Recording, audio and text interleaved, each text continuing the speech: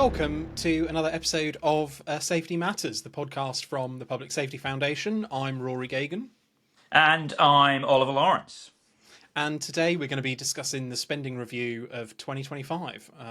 First off, just to say I can't believe it's 2025 already, but there we go. And obviously this was delivered this week. We're recording this the day of the spending review, so we'll see what else dribbles out in the coming days. But essentially she's delivered it this week. For me, because we said just before off air, I'm a little bit ignorant when it comes to these sort of more policy.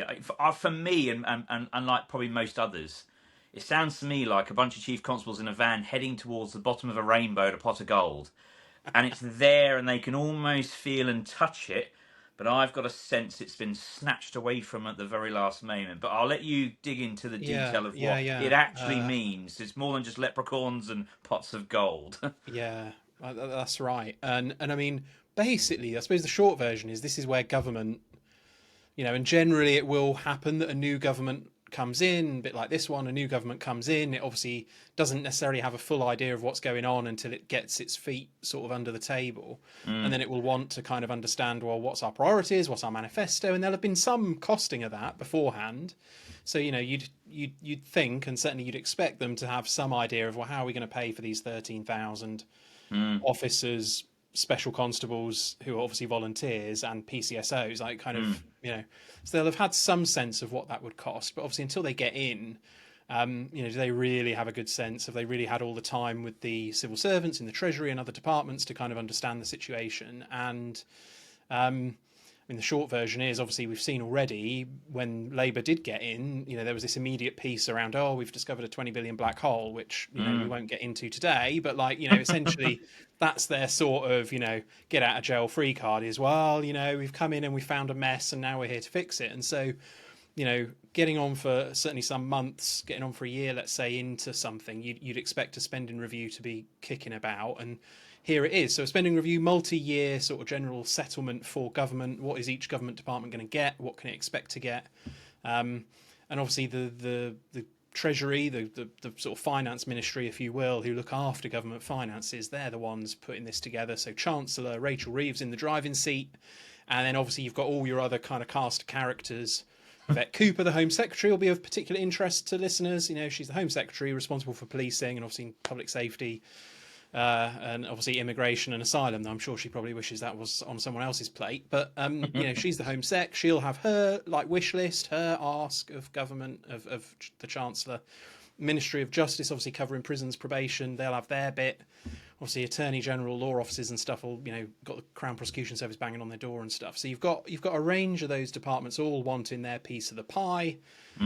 And as always, obviously, you've got health, big, huge budget health. You've got education, another one that obviously politicians love to put money towards. So health, education are big ones. Obviously, defence, with everything going on in the world, they'll have had a big old, over, give us our 3% or whatever they might be after. So that's kind of what will have happened. So for the last how many months, there'll have been a sort of choreographed, won't bore people too much, there'll be a whole choreography of all of this stuff, and people will have seen, no doubt, probably a bit of stuff in the papers about, Commissioner Sir Mark Rowley wrote to the Prime Minister saying, give us some dosh, and if you don't give us some dosh, then this will happen. And so you've got all of those kind of theatrics, all of that kind of politics, if you will, happening. And obviously until the deal is done, nobody knows what they're really going to get. They might have been given a sense of, please budget for X, but there's no guarantees that's what you'll actually get. And so, there'll have been people obviously waiting to sort of see. And, the system itself, obviously people talk around the system, don't they? So there'll have been some sense of, I think everyone broadly accepted that Home Office were on probably going to not get anything. That's right. from things. I'm laughing because obviously it's comical. It's the first duty of government, so and obviously needs to be taken seriously. But I think it will have been fairly well accepted that Home Office are always going to be the sort of run to the litter, and certainly as well when, as we've mentioned last episode, we talked about, didn't we, how so long as the immigration and asylum sort of racket is going mad out of control. Yeah. When people are looking at the Home Office budget, they're going to be going, well, we're giving you all this money for asylum and immigration, so we're not going to give you some massive bumper overall. And so lo and behold, there it is. So that's the sort of hopefully not too long and drawn out spending review process. The biggest thing for me going into today in the spending review was the significance of the competing priorities for the government. And as you know, our focus here is on, public safety, law, and the entire justice system. So we've got a prison system which you and I have openly spoken about publicly, which is overflowing. I think we're sitting at just a tad over 10,000 foreign nationals sitting within our prison system. We are, we're letting people out early. We're having to come up with strategies to free up places. We've got a court system which is bursting at the seams. I think we're currently sitting at 70,000 cases still to be heard at any particular court, which is just incredible. And then we've got a policing capability where retention is a challenge. There's officers' pay and conditions, which is constantly being spoken about. And then, policing priorities in terms of what do actually chief constables and the commissioners to Mark Rowley, what are their independent priorities? And for me, thinking about today and thinking before it's actually released in terms of what was or wasn't going to be given to each independent department was, would I actually trust the current cohort of chief constables with an extra amount of money in their back pockets, and where would they direct those priorities? For me, that's always been a bit of an underlying concern, because I think we're slightly out of whack at that moment. But an interesting layout, and interesting to see what came out of it, which obviously we're going to explore right now. Yeah, and I think, before we do get into the detail, I think worth saying as well, the government can't, some will disagree with me, but the broad consensus is that government can't just spend endless amounts of money. No. Right? Like the money has to come from somewhere. Yeah. Generally speaking, that traditionally speaking has been taxation, right? It comes out of our pockets. It comes out of taxation on whether it's us buying stuff or businesses doing well and making profits and stuff. So the underlying issue is that obviously the UK just isn't and hasn't been experiencing the economic growth that we would all like, for all sorts of reasons that others can opine on. But the short version is that means the pie, if you will, for any given tax levels, like the pie is smaller than it really we would like it to be, in a sense. And so, for people wondering, well, why can't they just put more money into policing? Well, that's part of it, right? Is the fact that we haven't had the economic growth. So for any sort of given level, we're not punching as we should be. The other issue is, as you said, like essentially the competing priorities and the competing sort of politics of that. And so, the short version is health did really well, defence not too bad, and education likewise. But for the police and crime space, the headline figure that I certainly know the media have covered it today. The headline figure is like a 2.3% increase in real terms per year for police budgets. But, you only need to look at the footnote on that particular page to see that, well, hang on, that is pretty much entirely built around police and crime commissioners putting up their council tax precepts for policing and crime. And so in reality, that sort of, increase on paper, well, it's contingent upon the police and crime commissioners putting up the precepts on all of our council taxes to hit those numbers. So in a sense, there's no new money for policing from central government. There you go. So look, there's probably also going to be some wiggle room. I suspect, the next effort will be to try and persuade government to increase the flexibility on the precept. So every year government can say, police and crime commissioners, you can put X pounds or X percent on people's council tax, and you don't need to go for a referendum. Gets complicated, doesn't it, as soon as you get into this? But essentially, last year I think it was something like £14. You could put up your council tax by £14 for policing and crime without having to go and get a sort of supportive referendum from the local residents. So, Labour the government could go, well, I don't know, special circumstances, let's let them all have 30 quid. They could do that. But obviously that gets into then people, paying more tax, which is obviously going to hit people, and it'll be an issue that obviously the opposition parties will make hay on, oh, you're putting our council tax up, stealth taxes, all of those usual sort of slogans that you hear. So, and I think the media have already cottoned onto that because, as I say, it was pretty much in a footnote straight off. Basically, I think a lot of chief constables and a lot of police and crime commissioners today, tonight, and the rest of the week will be going, oh, and a lot of them will have been expecting probably a pretty poor settlement. But essentially, I think it's more of the same, right? The belt tightening is going to continue, going to have to continue. You know, I sat through the other day the London Assembly Committee hearing with the Met and sat down and listened to Colin Wingrove and Adi Adelakan from the Met talking about the challenges in already managing their complex budgets. And obviously their focus was on the Territorial Support Group, the TSG, Commissioners Reserve, that fantastic group of men and women who are out there policing in high numbers and looking at volume crime and the public order response across London. And they made this point that, you know, they're so desperate for more funds. You know, they're already short on allocation staff. I think they're running at a staff strength of about 510. They should be between 580 and 590. And they made the point that should they not receive any further funding, no department within the Met itself would be immune from cuts. That could mean less TSG officers. That could mean less dog handlers, less mounted police officers. These announcements have already been made. So for your average punter, for your average victim of crime, sadly, nothing I think is going to change in the short to medium long term in terms of response to victims of crime, allegations that people make, offences they report, you know, and that's going to probably be really difficult for people to contend with who are already struggling with the response and service levels that they're getting from their police services right across the country.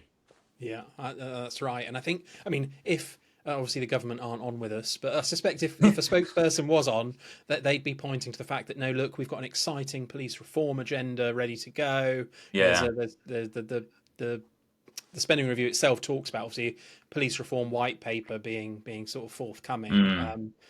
Again, you know, it's a white paper. It will take time to deliver whatever it may contain, and obviously it'll, you know, no doubt there'll be talk of efficiency and some automation and reducing bureaucracy, all of those sort of hearty chestnuts that kind of just keep going round and round. And meanwhile, officers on the front line just go, yet another form to fill in, yet another bloody thing to do. So that burden, that sort of productivity burden, if you will, I think is still there, and I think if the Home Office are hoping that somehow, whether the white paper or whether the productivity kind of collaboration program, you know, there's a whole bunch of stuff, no doubt, that if a spokesperson from the Home Office or the government was on, they would point to, you know, we're going to do this, we're going to do that, we're going to do this, we're going to do that. But the reality is basically there's not really any new money other than what's coming in on the precept. And, you know, by the time you allow for maybe some pay rises, by the time you allow for like various other bits and pieces that may come along, like there's not really much there. And at the same time, obviously, prison release is going to be going through the roof. So more demand just purely from crooks who should be in prison being out on the street. And obviously that feeds into probation and the rest of the system too. The biggest thing for me now going forward, and for the senior leadership teams across the UK, obviously we refer to those as the SLTs, is now actually directing the funds that they have in the most appropriate and operational effective way to deliver good service. And I still think that's possible to a point. I think you've got to address retention. I think the numbers of cops leaving UK policing is astronomically high, and something needs to be done to change that. But equally, I think chiefs and SLTs, as I said, have really got to look at what they think are their own priorities and what the public perceive as the priorities. You know, looking at sort of diversity, equity and inclusion. How much are we spending in that area of policing governance in terms of what we could reallocate to supporting victims of crime and looking at proactive teams? You know, policing has become, in the last, I would argue the last decade here in the UK, reactive, not proactive. You know, it's responding to spot fires across various different areas. It's generally he who shouts the loudest gets the attention. We see an awful lot of interest in very politicised movements, which they spend an awful lot of money in championing some of those causes. And I suppose I just hope that they reflect on the lack of money coming their way to provide additional support, that they look at some of these programmes, think hard as to whether or not they're appropriate, and hopefully direct some of their funds to those brave men and women in the front line to get them the support, to keep the retention, to be able to respond to the needs and expectations of the communities, to ensure that we have a policing service which can take us forward, you know, in the next sort of 5 to 10 years. Yeah, and I mean, look, there's also a kind of, I mean, I say it's sort of business as usual, right? Like policing not getting the money it thinks it needs, not getting the money it thinks it deserves. Yeah. And certainly not getting, you know, as much money as other departments. and obviously that's on a repeated sort of basis, if you will. So it's kind of compounding in a sense. So you've got that going on. You've also obviously got the whole issue of, some would call it woke policing. Some would obviously refer more specifically to things like the EDI kind of agendas.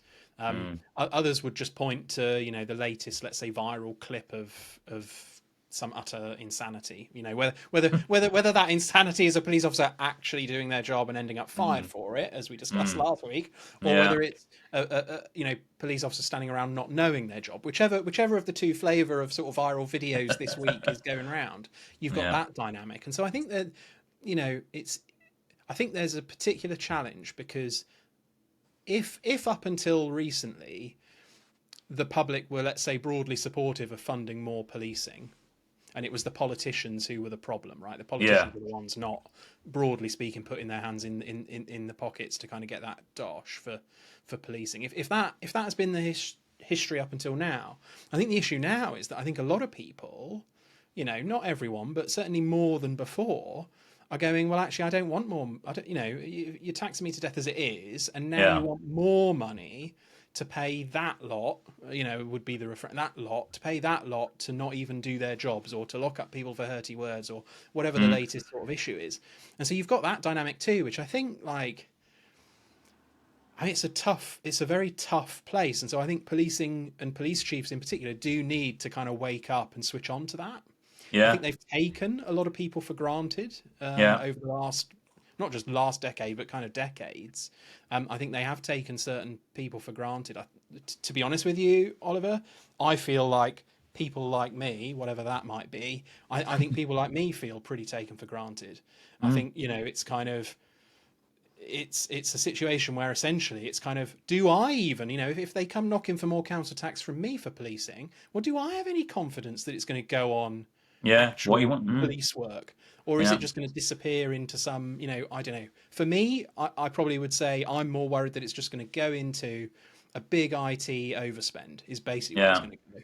I mean, I'd rather it go on overtime budgets, honestly, at this point, because at least there's a cop somewhere doing some police work, let's say. So I think that's a new dynamic that the chiefs, as far as I can see, haven't grasped at all. And then you have also, we saw it a bit with the run up to the spending review. There was some media kind of coverage of the Met Police buildings falling apart, which no doubt again was kind of put out to probably try and soften up Treasury, soften up like everyone to kind of look, we're really struggling, and look, I mean, that may very well be true, but everyone else is seeing that too, and that includes new prospective recruits going, well, why would it? So hang on, so you're not getting any money, right? You've got the begging bowl out, and the buildings are falling apart. Why on earth would I join? If I'm a halfway decent kind of person who expects their employer to give a damn, why would I join you? So you've got all of these other kind of dynamics, I think, at play that just weren't there, that weren't there like 5 years ago even. So I think as you say, they need to, obviously they've got to deal with the hand they're dealt, and certainly I recall when we spoke to Bill Bratton, and we've got that podcast coming out soon, that episode coming soon for people. But the reality is, as a police chief, you're never going to get the resources you would want. No, It just isn't. Like any public agency, like any business, you'd love your revenue to be, 10x. You'd love to have 10x revenue and keep your costs flat. You'd love that. Doesn't always happen. The one thing for me, and I think this might be lost on a lot of people, is how important policing and law and order, and obviously we're big champions of it at the Public Safety Foundation, how important that is for a good economy, in terms of the confidence it gives to business owners to start new businesses, to open local shops, to get out onto the high street, to see those places come alive, to encourage people to come out to spend. It gives confidence to tourism, people coming into our towns and cities where they feel safe, where they feel reassured that they're not going to go into Harrods, Selfridges, or one of these other departmental stores and come out and 5 seconds later lose a watch or a bag. So for me, this is about just, and people argue and say, well, the health department is big because we need people to be fit and healthy to be able to go to work. Equally, we need a strong defence force so that we can protect ourselves against 21st century threats and the volatility in the world. Law and order just isn't about bobbies on the beat. It has such a massive impact into the social cohesion and collaboration of societies and communities right up and down the country. So, for me, for the government not to really recognise that too much, really sort of places an emphasis on the value that they place against police. So, from a morale basis, Yeah. local cops tonight going into night shift and working those late turns and putting in the hard yards will probably feel once again just a little bit more water has been pulled into the tank and it's ready to overflow. That's more people questioning, is it the career they should be in? It's more people questioning whether they're going to be able to get to one of those 45 crime files which are sitting on their action list. The real challenges that there are real incredible men and women sitting there working at how to try and tackle, of which sadly they have no real input into what happens at the real top and pointy end of the organisation, but they're doing the hard graft. So, that saddens me that we don't feel, or we don't really recognise the impact that a successful law enforcement capability really has on a society and a country's economy, because I think that's a massive impact. Yeah, no, I mean, I think all of that is you won't be surprised to hear me sort of nodding furiously. I mean, I think the interesting question is like, why is what is obvious to us Mm, and probably obvious to a lot of people in the public, right? There'll be a lot of people nodding along to that too, going, "Yeah, damn right." Like I wouldn't mm, open a shop in a no. shop theft hotspot. I wouldn't keep it open. I'd close it. I'd have to close it. Um, you've got all of those issues. So I think there's a question of like, well, why, if this is so patently obvious to Mm, us all, why somewhere in the mix does it not translate? Because look, let's be honest, government is bigger, like the share of GDP that government yeah. takes. I mean, it's huge. It's not that Massive. the government aren't taking enough money in aggregate to then fund policing properly. I mean, Yeah. they are. They're taking more than enough. We could have a police officer on every corner if we wanted. Literally, we could Yeah. man mark. We could with the amount of money the government takes from people, we could literally probably get away just about with man marking almost everyone, right? So, Yeah. so there's a there's a conundrum there, and again, like we touched on it last week, this sort of dysfunction whereby if you're going to fund policing properly, then you also need to fund the prosecution service properly. You Yeah. need to fund Mm, so you end up in that sort of, oh crap, like we now got this mm. chain of sort of consequences Yeah. of consequential sort of spend. And again, it's also the short term long term trade off, because I think we'd probably argue that, well, yes, there would need to be an expansion of some of this stuff in the first phase, let's say, right? Because the Mm, more police would catch more people, would prosecute more people, etc. But yeah. over time, one would hope that you would eventually get to a place where obviously people, their risk of detection increases, so people change their behavior, they do less of the Yeah. crime because it's not worth it. There's less crime, so people are feeling more positive and able to invest in businesses and employments. There's more jobs for Exactly. people. So, Exactly. so Yeah. you end up in that virtuous cycle, but Mm, we never get there because we don't want to commit to what it would take. And I think, again, like I think a lot of people, probably a lot of cops who might listen to this, would also say that the trouble is we're so far behind the curve now, as you yeah. said, opening up. We're sort of reactive rather than proactive, and so there's a real sort of catching up that needs doing. And then on top of all of that, even if let's say for a moment I'm back in my old job in number 10 or somewhere in government, and I've managed to arm wrestle the chancellor into some bonanza, some funding bonanza for policing. What are we going to do with it? Mm, Right? Like, and do we have any confidence in the delivery?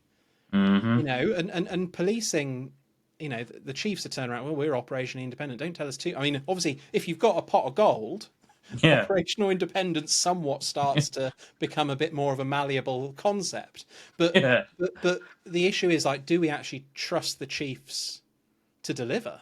I mean, that's another question. As you said, do we really have confidence that chiefs are going to deliver? I think, there's examples we could point to where there's probably more confidence. GMP seem to be doing quite well. Mm-hmm. But yeah, like if you poured another billion into the Met, I mean, look, I mean, people probably hate Oof. at me for saying, well, how dare you question putting a billion in? But say you did put an extra billion into the Met. I mean, I'm sure it would spend it. I have every Yes. confidence the money would get spent. We wouldn't get to the end of the year and go, we haven't spent the money. But Mm, would it really address the retention? Would it really address? Would it actually improve detections? Would it all of those questions that obviously politicians want to be able to know that, well, if I'm going to, having lost this arm wrestle to Rory over this spending bonanza, what's in it for me? yeah. And there's that sort of realpolitik that just policing doesn't, look at the 20,000 uplift, and there's pros and cons as to how that was ultimately delivered. Mm, But in essence, like, well, what has the 20,000 delivered? not a lot. What has it delivered? I mean, Mm, look at Twitter, and you've got cops going, well, I was on response today, and there was no one. There were yeah. no free units across 2 boroughs of London. Well, where's the 20,000 gone? And so part of that is obviously, I mean, we could hypothesize as to where it's gone, but like the issue is politicians don't understand where that's gone. For, And, for and me, so I one of think the there's a healthy skepticism. Well, I say mm, healthy; it's unhealthy, really. But there is a skepticism, I think, as to if we give policing money, where's it going to go? Because it doesn't seem to go into mm, the sorts of things that the members of the public would go, "Oh, bloody good! Oh God, I actually saw a copper the other day." one of the things I wanted to pick on what you just said there, which I think is a really valid point, is and one thing I've been thinking about a lot lately is why parties such as Reformers example is gaining so much traction across the country is because there is a lot of disconnection between this Westminster bubble that is often referred to in terms of the policymakers, the decision makers, the people that are deciding where the funding is going haven't actually lived through what this thing of being a victim's all about. They haven't had to experience the service, the challenges, the shop thefts. They don't own small businesses. They haven't lived this sort of challenging life. So really, I feel like they live in this bubble where they're cocooned, they have all the services and they get looked after. Some of them got close protections team, big 4-wheel drives, someone standing outside their front door. Right. There's so much that they probably don't see and don't witness, Mm, that I feel that's why parties like Reform are having so much mm, success, because they are out there. Most of their members, from what I can see, are somewhat at the moment what it seems to be relatable to a point. mm, And I think we'll see a big difference. And then when you talk about the police chiefs and the chief constables, if and the commissioners as well, if they got that £1 billion pot, I'm led to believe the strategic command course is mainly about the risks around spending large budgets and how to manage that, how to look after it, and to ensure you don't get yourself in a pickle. You see such wastage with large products like you mentioned, like a Connect. Like how right. much these things always blow out of proportion by hundreds of millions of pounds. And there's little to no accountability for I, or somebody else's tax pounds, as to sort of the ramifications of that. Just Mm, sort of we mm, went over 300 million over budget. That's a hell of a lot of money. yeah, So yeah. I agree with you totally. If there were to be even an extra £1 billion tomorrow, would I be worried what they do with it? I would be incredibly worried what they do Right, with it. right. We just seem to be in an era of a lack of accountability and directing resources into all sorts of ways as to where they should be going. So it's Mm, mm, it's been a sad day. It's not been an unexpected day. It's delivered what we thought it delivered, which is not much at all, if mm, anything. mm, And again, the police service is asked to do more with probably even less, which is the sad reality. mm, mm. I know, and I think just on this issue of bubbles and echo chambers and blobs Mm, and whatever particular term you want to roll with for kind of this sort of disconnect between the elites, if you will, and the kind of layperson in, I don't mm, know, rugby or in Nottingham or wherever they might be. Um, I think part of it, let's be honest, is the fact that so much of this is all decided and determined in London. yeah. And if you're a I don't know, if you're a early 20 something home office fast streamer, civil servant or treasury spending team, you're 23 or 24 or something, and you're in the spending review team at the Treasury. Every time you come in and out of the office, you're seeing cops all over the place, right? In Yeah. London, in Westminster, you're seeing a Yeah. minibus here full of cops, a minibus there full of cops. Yeah. And Yeah. I'm not suggesting it is as kind of calculated as that. Like, obviously, I'm not, I don't think those civil servants are going, oh, I counted that many cops today, therefore I'm not going to give them any money. But Yeah. subtly, on a certain subtle kind of level, Yeah. well, they see police. I'm forever Yeah. seeing police. And then, I don't know, again in London, where there are more cops visible than in a Mm-hmm. lot of parts of the country. Again, it just sort of feeds this sense of, well, what they all, again, I'm not, I don't want to caricature the civil servants too much, but like, I do think there is an issue of the fact Yeah. that, what, until you've been out on foot, let's say, or on a Yeah. bike or in a car, single crewed in, I don't know, the back end of Hull, right? The arse end of Humberside or something. Like, until you've been there and you're like, you've got a call. It's not even, let's say, the biggest adventure in the history of policing, but it's kind of a call. There's some disorder. There's, Mm. I don't know, dozens of young kids off their faces on all sorts of substances. Like, that's real. Yeah. That's real. And of course, again, we come back to who are these civil servants going out with? If they're going out on a ride along to see, oh well, I'll go and do a ride along, and that'll help inform my spending decisions as part of a team. Yeah, good for you. Like, show some interest, get out there, see a bit of like what it Yeah. is. But the reality is, they're all going to be going to the Met, right? Yeah. Like, Yeah. it'll be the Met because that's convenient. That's on their doorstep. Yeah. Maybe some might go to Surrey or Essex or something. But kind of the reality is, it's a very London centric kind of profession, really. Yeah. Mm. And it's a very young profession. I think a lot of the people actually who hold quite a bit of, sway over this stuff are young people. Mm. Who have been to university and have got onto the fast stream and stuff. So probably not having had the greatest breadth of experience. So, and look, I mean, I don't think I'm anything special. I think when I was 23 or 24, did I have much of a Scooby about some of this stuff? And of course I didn't.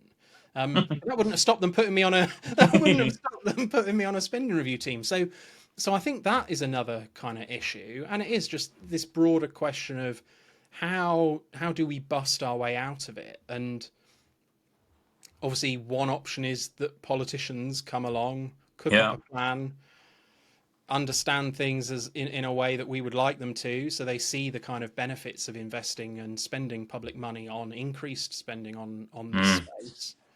But they're going to want something in return. There's no denying they're going to want something. And I think the issue is, at the moment, I don't know that there's enough thinking going on anywhere actually as to what that needs to look like. Mm. So let's fast forward a few years and imagine, let's say, on the current polling, Reform get in with a majority. I've not seen any policy on policing particularly. No. Yeah, by all means, scrap the EDI stuff. By all means, X, Mm. Y, and Z. But what's going to be different? Yeah. And how's it going to join up with the rest of the system? So I think there's a whole piece of work needs to be done. Yeah. And my worry is that, whichever government might come in next at the end of this spending review period, it might be the same ones, it might be a different crowd. They're going to turn to the civil servants again, aren't they? And they'll go, what should we do? And it will be, well, Minister, thank you for asking. I've dusted off what went before. So, a bit of bureaucracy cutting here, a bit of product, a bit of transformation there. So, not to be too cynical, but like, there is a massive earthquake needed. And so my point was, obviously it could come from politicians. It's going to have to probably come from politicians. It could come from policing. Mm. Policing the chiefs could come up with a plan. Yeah. I'm sure they have some plans of their own, but whether those plans really in any way meaningfully connect with the public is a whole other question, probably for another time. But not a great day. I mean, just to try and throw some positives into the mix, like justice, that's a bit better.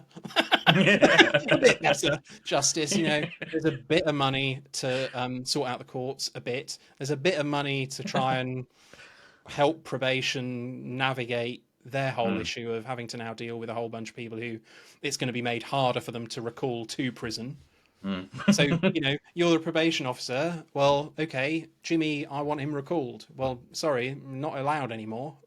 Not allowed, as the YouTubers would say. So, kind of what's the, so it's a pretty bleak picture. And at the end of it all,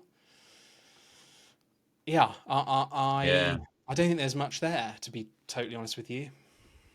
No, I think you've hit the nail on the head there, and I think the key takeaway there from that last little segment is about it's all well and good being a popular and up and coming political juggernaut, but to come with that, it's one thing to advocate these, it's another thing to come up with policies and to actually govern.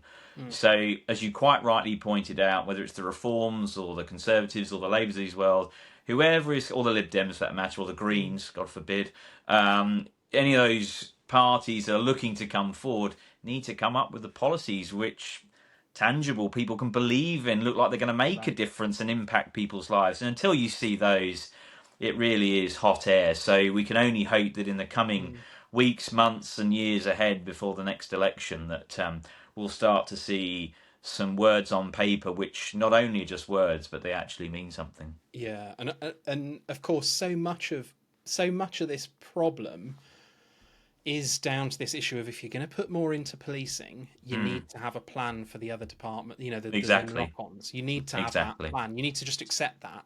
Yeah. You need to accept that there is going to be some knock-on. Unless your plan is so radical that you're going to Mm. kind of, I don't know, make the police judge, jury, and executioner, and we can dispense with the rest of it. But Yeah. more in the real world for the time being, like policing, you're going to put money into policing. Let's say, well, they're going to hopefully do some police work, Yeah. and some of that might very well be like highly preventative kind of oriented, but Yeah. it will generate increased caseloads through the system, and that's a good thing. That should Mm. be a good thing. We should pride ourselves on the fact that we're catching more criminals, because part of how you cut crime is to actually catch people. Mm. Breaking news for any kind of any I won't say who, but various people who might be listening. Breaking news. Catching crooks helps cut crime. Yeah. So there's that reality, and then of course the issue is, so even if you came up with a fully kind of costed plan for what you'd need to put in and what you'd want to then deliver off it, Yeah. where's that money going to come from, right? Like, the markets are important, the financial money markets and stuff, that they matter. They will take a view on whether a government's kind of agenda is credible, and so that money that we want to magic up for policing and criminal justice has to come from somewhere. And so that's the other big Usually. kind of question, which again ends up taking us all the way back to economic growth. And so I think at the heart of a lot of this is this chicken and egg kind of problem of, well, we need the economic growth Mm. just in order, well, firstly, just to put money in people's pockets, which in and of itself is a crime cutting kind of adventure. So, like, that Mm. is kind of really important. But also then to be able to resource some decent public services. So, like, essentially, any government wanting to make a real dent on this has to have a credible plan for economic growth. It has to then have a serious plan for, obviously, policing, crime, criminal justice. Mm. And it needs to have a much bigger kind of, probably, whole legislative agenda around getting rid of a lot of the kind of stuff that people are fed up with. The Yeah. Equalities Act, there's some pros to it. There's certainly some cons to it. So the Equalities Act is like in the mix. So you need to have your head screwed on as to, well, what are we going to do about the Equalities Act? What are we going to do about the Human Rights Act? And of course, any of those problems, economic growth or Equalities Act or Human Rights Act or immigration, small boats, like all of these Yeah. problems, like they need proper thinking. It's Yeah. not It's good. huge. It's well done on winning a general election. I take my hat off to you. Let's say, right? I couldn't do that. Let's say win a general election. So well done to you guys collectively. Let's say for winning whoever that might be the next general election. But you've got to then have the goods, Mm. because the system Yeah. is not going to, turkeys don't vote for Christmas is the short version. That's right. And so, things, the concept of like Doge, well, I mean, how much could that find? Again, like all these Mm. incremental pieces too. Obviously, we could go for hours, so we're probably at time, but yeah, pretty thin gruel. For it to change, we're going to need future governments to be much more Mm. ambitious on economic growth, be much more like hard-headed on what does and doesn't add value for the country, in Yeah. order that resources can go into those things that we do know matter, and then Yeah. hold those agencies responsible for delivery. Yeah. No, hugely. I think my final takeaway, dare to mention his names on the airways, but almost go somewhat Trumpian with it. Be passionate about what your country can actually deliver to the world from manufacturing, and stop relying on everybody else. Not to be so obsessed with renewables when you see other countries really. You look at the growth of other nations: India, China, South America. These are sort of conversations we've got to be having in terms of, is what we're actually predicting, what we're doing realistic, and what is the impact it's having on us as a society. And at the moment, that compass just seems to be spinning well out of control, because I don't actually think we really know the answer to those big questions. Well, no, and we're back to that issue of, like, I think most people want lower energy bills. Yeah, Like 99% of people want lower energy yeah, bills. yeah. There's only a few people who are happy to pay lots and lots of money for unreliable energy. Yeah. And of course the farce of it all is, oh yeah, it's okay, green jobs this, green jobs that. Well, these solar panels are not being made here. No. And with energy prices what they are here, they're never going to be made here. No. So there's that, the wind turbines. Well, how many wind turbines are actually made here? Meanwhile, as you say, China, India, whoever, knocking up coal power stations and all the rest, and just Yeah. laughing all the way to the bank, honestly. So Yeah. yeah, there's a whole lot of reality that's going to have to come crashing in, and the sooner the better, because in the meanwhile, obviously, people are having their lives blighted by crime and disorder. So yeah, there's a whole lot of work needs doing. It's huge. As I probably will say every time on these podcasts, like, the Public Safety Foundation is here to help do that, and to help bust out of the orthodoxies that have got us to this place. So keep on listening, keep tuning in, hit the like, the subscribe, the retweet, the repost, share it with people who share our passion and enthusiasm for doing things better. But yeah, thin gruel, I'm afraid. Till next time. Yeah, till next time. Guru.